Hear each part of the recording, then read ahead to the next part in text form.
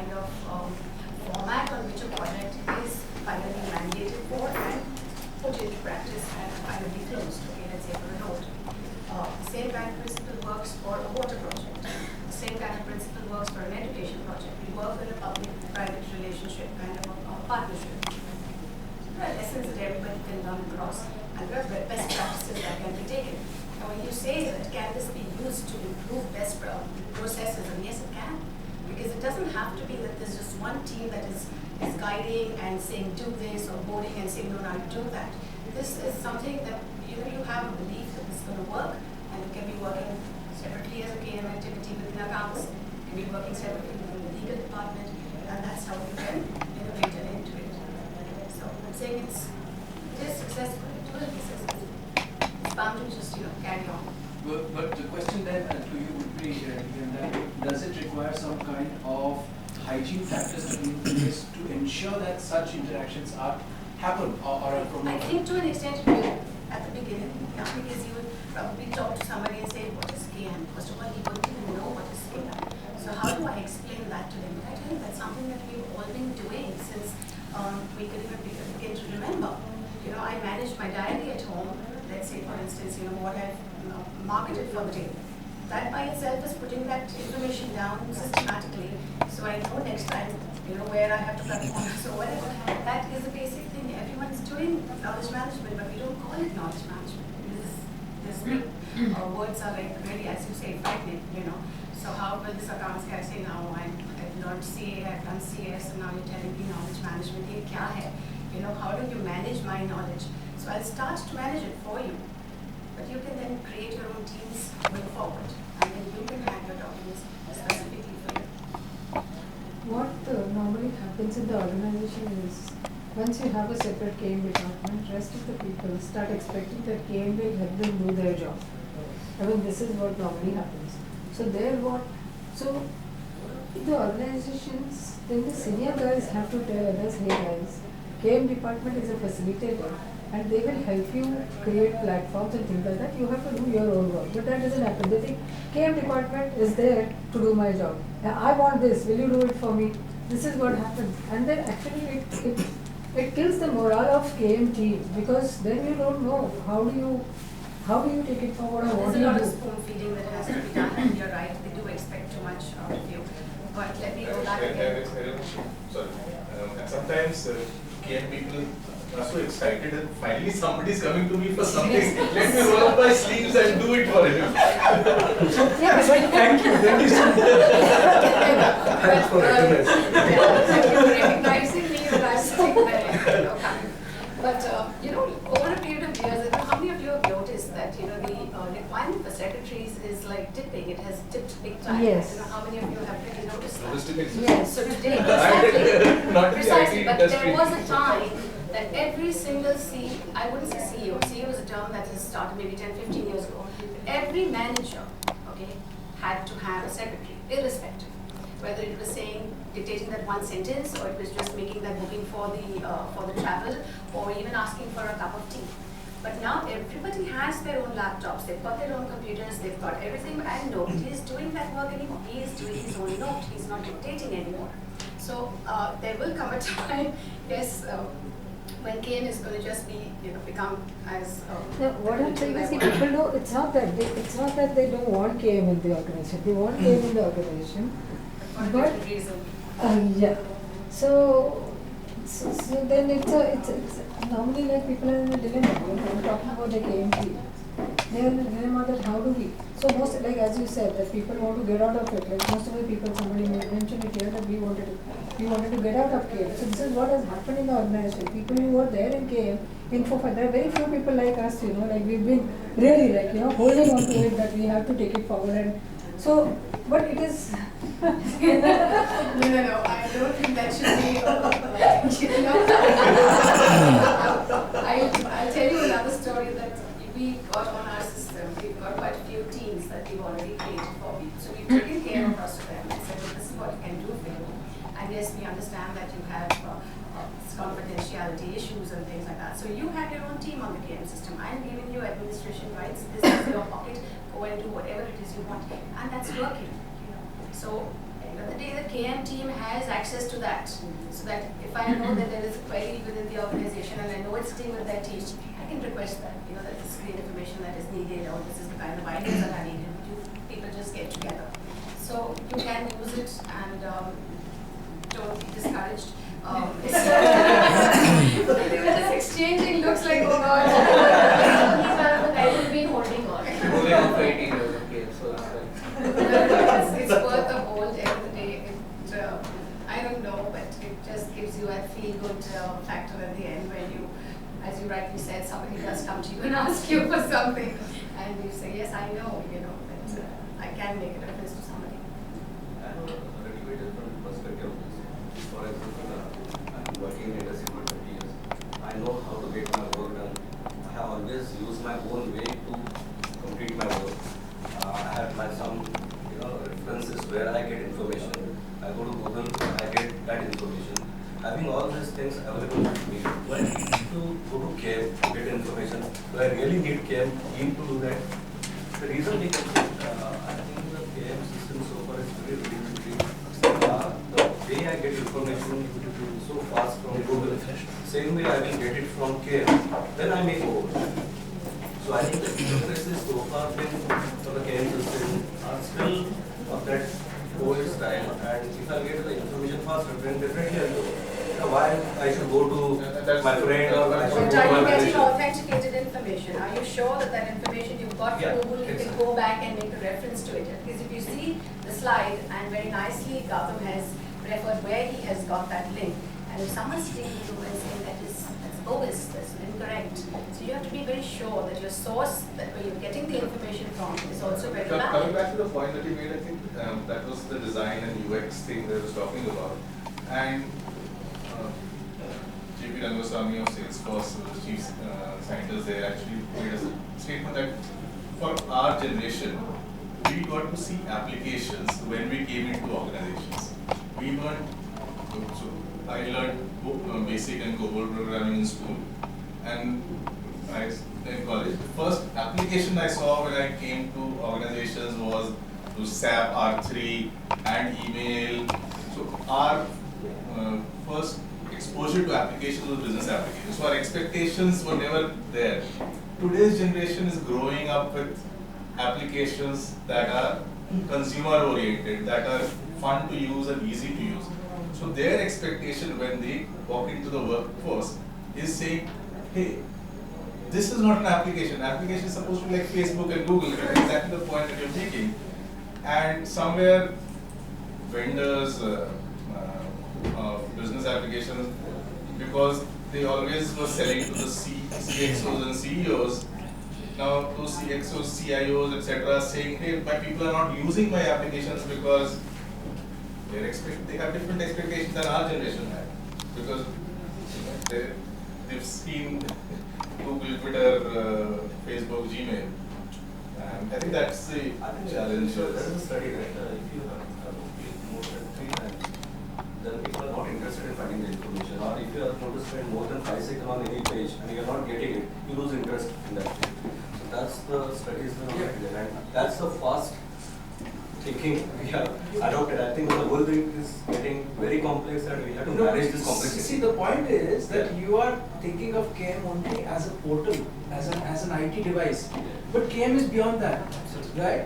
So, the example that you gave is restricted to the world of software. But nothing stops you from picking up a phone and asking that expert that, hey, what was that? A KBC guy, वो आखिरी पड़ाव पे दोस्त को phone करता है and उसको 2 crore रुपए मिलते हैं, right? So that, what is that? Right. So it is not just software, and we tend to think of KM primarily as reaching out to a Google or reaching out to a portal. But that's just one part, and if you can pardon me for saying, it's 20%. 80% actually resides in people's and never gets translated into any kind of portal anywhere. So processes and mechanisms or best practices, that's a very loose word to use, or just habits which allow us to harness the 80% is KM, isn't it? To add to that, you mentioned you would go to Google or things like that, but like Dylan said, if you wanted information, say this is regarding your organization, things you've done in the past, you're not going to find that on Google. So once, I don't think if you were there in Satyam during 2007, and 3 years later, I was there, and we had a KM help desk, apart from the other activities that we were doing, and then people would write to us for anything and everything, but mainly we also help with, proposals and finding case studies and things like that. There are portals, you have access to them, you are just lazy, you will not go and look over there. So I will go there and do that for you. And then, we do this even for guys in the US, in the last minute, you send them something in the next 30 seconds after they've written, 30 minutes after they've written you with 2-3 things that, okay, we've done this, and they're so happy. And you're not going to, get that on Google. That authenticated information that your form has worked on something similar. We even provided translators from somewhere, sometimes. So, Google is not Actually, in our organization, we have mix of both. Yeah. We have our information of our organization work, whatever we have done, case studies, proposal, as well as, plus we also give access to Google related search, Google or Bing. So like people get a mix of results. Yeah. Both worlds. What is interesting is, I find it, is that the KM team actually became people who would solve other people's problems. So they became human Googles for Satyam internally. Yes. Hey, I need this information. So you become kind of information brokers, Super knowledge brokers. Yeah, super conduits. Yeah, I think KM team But that's primarily okay. works as a That conduit. is- that's okay. Yeah, That is yes, okay. we are conduits, indeed. I think in our case we receive such kind of requests, but we are little bit we are little bit like to go there. You can search Google, you can search game, go there, search it. If you are not getting, then you will the second step will be helping you. But like we totally discourage us if they come to us just to be, oh, I'm funding for this proposal, this case study, please no. Go there in your own space. You can search Facebook, you can search Google, go and search game too. We are very much strict about like no, you have to search game. It's a very time search. If the time that we get results immediately, then when we come to know where it is located, what it is about, who has contributed to the search is quite relevant enough. So we totally discourage those requests totally. And though the KM usage is maybe a little bit low because of this, but we have built up that habit of like no, don't come to us when we first go and search there. people get discouraged. I am sure that people get a little bit done. Help us with that. Yeah, we are there. We have given it a full system. You can search there. We have given a Google search also. Like we have both. They search in KM also. They can search in Google also. Both searches are there. It's a culture. Yeah, it's a culture. Yeah, it's a culture. Fittedness. It's also, I think, a function of how many people you have in the game. If you are a small staff, Yeah, that's the main reason. You kind of have to push it back to the business to do that all better. Otherwise, you'll be too swamped.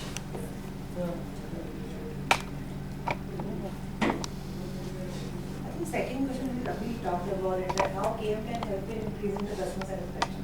That is what we keep getting question from delivery team, like when we go and speak to them. They said, will it increase my customer satisfaction? Will KM increase my customer satisfaction? That is a very common question we get from delivery teams. I think that all these questions are from the top management, right? Many of them are from the customers. Customers ask, these are from the top. Yes, these questions. That we just now I frame for always you. try to relate that what are the efforts which you are doing, how it is going to contribute for a revenue Revenue, and yeah. getting more customers. Otherwise, it's always look at the overhead, right? So, If you collaborate as a team that is doing customer service, for instance, and you are able to share the experiences within a system whereby you can have, I want to say a recording of every call, that gets a bit too much, but at least a certain situation that had taken place, and you share it with your co-workers. And I'm sure then somebody else coming to a situation like that already has that prior knowledge and knows how not to go down a certain path, maybe try something else. So then if that works, then you get back together as a team again and you share that information.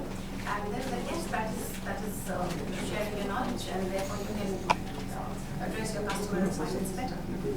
So it's just that, you know, it depends on what is that activity that you're going to be falling back on to bring about that customer.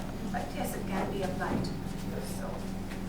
We're kind of in this session, but I just wanted to throw out a query since I've left KM a long time ago. What are the big competencies for KM professionals that you guys feel? Be a successful KM professional if I. What are big 2 or 3 competencies? If you ask me, the ability to listen is the biggest one. If you ask me, I mean, personal opinion. You have to be very open to listening. Yes. Persisting, okay. Listening, persistence. I mean, these are the attributes, right? So I would say I would term them as attributes that you would need to have. And you should be able to network with your own co-workers. Yeah, it's very That's really important because and if you know somebody well, they will say, yes, I know that person and they've organized this event and I think because I know her and I like her, I'm going to be sitting in that room. So I'm not going with the intention first of all to learn, but I'm going with an intention because I know the person and I would like to show that this is my appreciation of whatever work she's doing. But having gotten into that room, there's so much that I have benefited from without even realizing that that was going to be something that, you know, was going to, what's in it for me kind of thing. I also feel that KM professional needs to be less introverted and more extroverted. You know, it doesn't necessarily always need a person to be extroverted, but it helps a lot. You know, inhibitions are lower then and you can connect far more effectively. I would disagree. I'm an introvert. Yeah, you're a gregarious, you know what Seth calls a gregarious loner maybe. You know, so he calls himself, but virtually, I'm an extrovert. So, okay, you know, you could be, if you have a IT-enabled system, your KM guy could be very introvert, but you know, because for an introvert, you don't have to say all the other things before you get to the point. You get to the point very easily on the IT system. See, we have a separate team for change management team. So for change management, you definitely need to have an extrovert. So that person has to go out and he has to speak about it. He has to convince people that what you are doing and how you are doing it. and also listen. I think Yeah, those two, listening is one very makes a important. mistake of talking too much and not listening at all. So,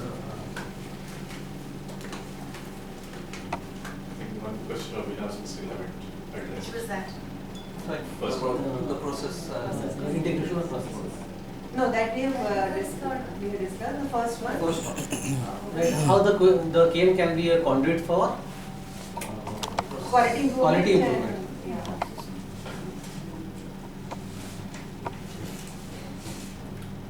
Any thoughts before we? Maybe you could just I think she email has all of already, them. we have already answered that, right? Because what she said. No, we can, maybe you could Yeah, sure.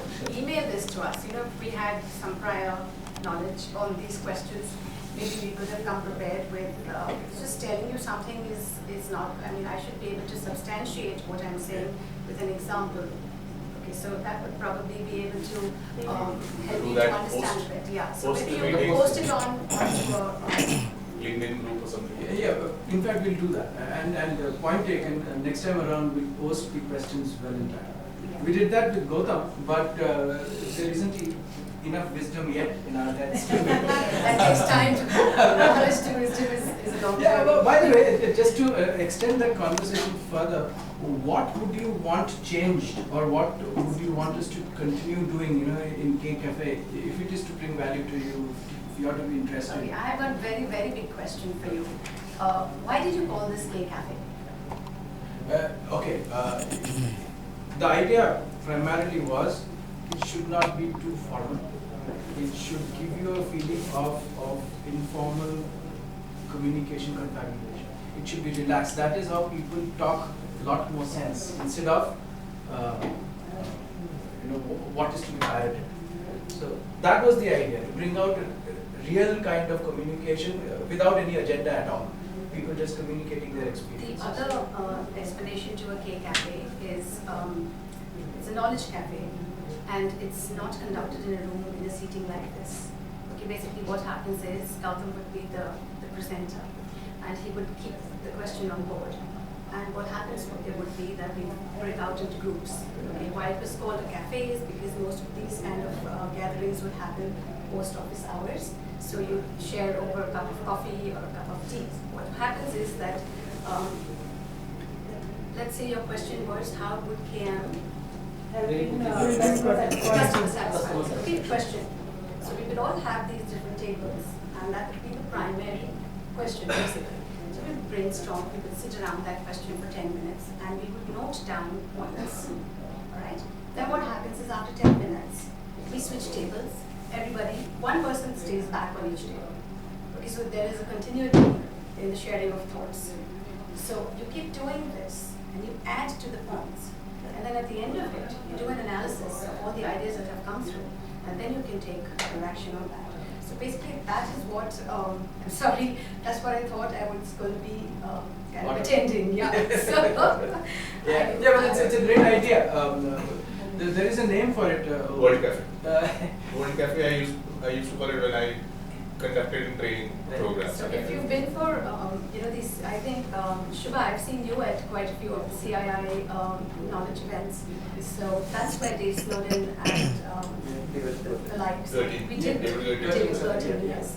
We did master classes on the knowledge cafes. So I was very kicked when I was coming today. I'm really sorry, but it was a bit of a disappointment, but never mind. It's still a learning. Brand disconnect, okay. Yeah. It's great for us to know that now, right? And see what we can do about it. We also need to understand the frequency of these meetings, like how frequently you should do them. Too much could be very boring. Yeah, it would because Or the utility. yeah, we've been for quite a few now. Sitting very quietly over there. Yeah. Yes, They came in late. should be in Starbucks. Why not? I mean, they're giving coupons already. So you are sponsored. That's great. Okay. The financial company can afford